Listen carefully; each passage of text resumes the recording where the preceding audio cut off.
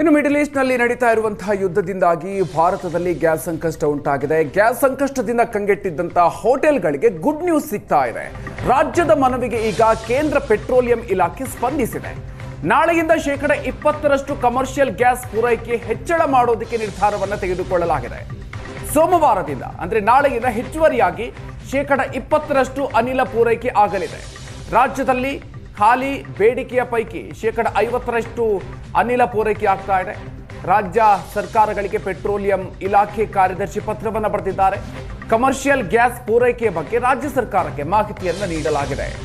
ಆದ್ಯತೆಯ ಮೇರೆಗೆ ಹೋಟೆಲ್ಗಳಿಗೆ commercial gas ಪೂರೈಕೆ ಮಾಡಲಾಗುತ್ತೆ. ಸಿಲಿಂಡರ್ ಇಲ್ಲದೆ ಪರದಾಡಿದ್ದಂಥ ಹೋಟೆಲ್ ಮಾಲೀಕರು ಈ ಒಂದು ನಿರ್ಧಾರದಿಂದ ನಿರಾಳರಾಗಲಿದ್ದಾರೆ.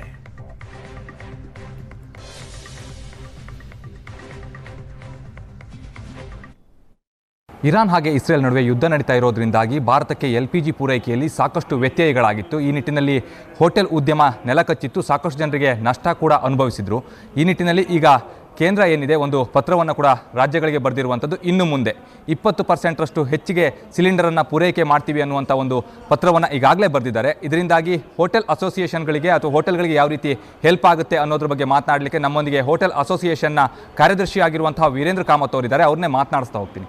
ಈಗ ಕೇಂದ್ರ ಒಂದು ಪತ್ರವನ್ನು ಬರೆದಿದೆ ರಾಜ್ಯ ಸರ್ಕಾರಗಳಿಗೆ 20% ಹೆಚ್ಚಿಗೆ ಸಿಲಿಂಡರನ್ನು ಪೂರೈಕೆ ಮಾಡ್ತೀವಿ ಅಂತ ಹೇಳಿ. ಇದರಿಂದ ಯಾವ ರೀತಿಯಲ್ಲಿ ಹೋಟೆಲ್ ಉದ್ಯಮಕ್ಕೆ ಸ್ವಲ್ಪ ಮಟ್ಟಿಗೆ ಒಳ್ಳೆಯದಾಗುತ್ತೆ ಅಂತ ನಿಮಗನ್ಸುತ್ತೆ? ಕೇಂದ್ರ ಸರ್ಕಾರದ ಪೆಟ್ರೋಲಿಯಂ ಖಾತೆ ಸಚಿವಾಲಯದಿಂದ ಇವತ್ತೊಂದು ಪತ್ರ ಬಂದಿದೆ. ಆ ಪತ್ರದಲ್ಲಿ ಈಗ ಕೊಡ್ತಾ ಇರೋ 30% ಸಿಲಿಂಡರ್ ಜೊತೆಗೆ ಇನ್ನು 20% ಕಮರ್ಷಿಯಲ್ ಸಿಲಿಂಡರನ್ನ ನಾವು ಹೆಚ್ಚಿಗೆ ಪೂರೈಕೆ ಸೋಮವಾರದಿಂದ ಮಾಡ್ತೀವಿ ಅಂತ ಒಂದು ಪತ್ರ ಬರೆದಿದ್ದಾರೆ. ಈ ಪತ್ರಕ್ಕೆ ನಮ್ಮ ಬೆಂಗಳೂರು ಹೋಟೆಲ್ ಸಂಘ ಸ್ವಾಗತವನ್ನು ಕೋರ್ತಾ ಇದೆ. ಯಾಕಂದರೆ ಈಗಾಗಲೇ ಸುಮಾರು ಒಂದು 15 ದಿವಸದಿಂದ ಸಿಲಿಂಡರ್ ಪೂರೈಕೆ ಆಗದೆ ತುಂಬ ಹೋಟ್ಲುಗಳು ಬಾಗಿಲು ಹಾಕಿತ್ತು.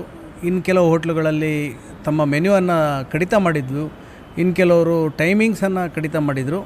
ಇದರಿಂದ ತುಂಬ ಜನರಿಗೆ ಅನಾನುಕೂಲ ಆಗ್ತಾಯಿತ್ತು. ಸುಮಾರು ಒಂದು 25-30% ವ್ಯಾಪಾರ ನಷ್ಟ ಆಗಿದೆ. ಸೊ ಇದರಿಂದ ಸ್ವಲ್ಪ ನಾವು ಚೇತರಿಕೆ ಮಾಡ್ಕೋಬೋದು ಸಹ ನಾವು ತಿಳ್ಕೊಂಡಿದ್ದೀವಿ. ಸರ್, ಅಂದರೆ ಈಗ 20% ಕೊಟ್ಟರು ಕೂಡ ಈಗ 30% ಕೊಡ್ತಾ ಇದ್ದಾರೆ. ಇನ್ನು 20% ಜಾಸ್ತಿ ಮಾಡ್ತೀವಿ ಅಂತಂದರೆ 50% ಆಗುತ್ತೆ. ಇನ್ನು 50% ಸಿಗೋದಿಲ್ಲ. ಈಗ ಯಾವ ರೀತಿಯಲ್ಲಿ ಅಂದರೆ ಇದು ಯಾವ ರೀತಿಯಲ್ಲಿ ನಷ್ಟಕ್ಕೆ ಕಾರಣ ಆಗುತ್ತೆ ಅಂಥೇಳಿ? ಅಲ್ಲ, ಈಗ ಏನೂ ಇಲ್ದಿದ್ದಾಗ 50% ಬರೋದು ಏನಾದರೂ ಒಂದು ನಾವು ನಡೆಸ್ಕೊಂಡು ಹೋಗ್ಬೋದು.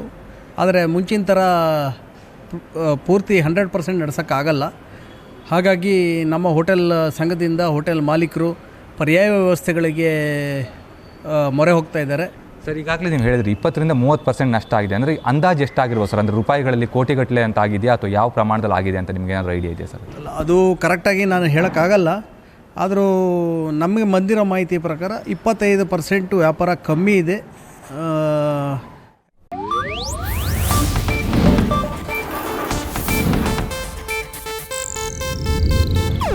ಇದು ಏಷ್ಯಾನೆಟ್ ನ್ಯೂಸ್ ನೆಟ್ವರ್ಕ್ ಪ್ರಸ್ತುತಿ.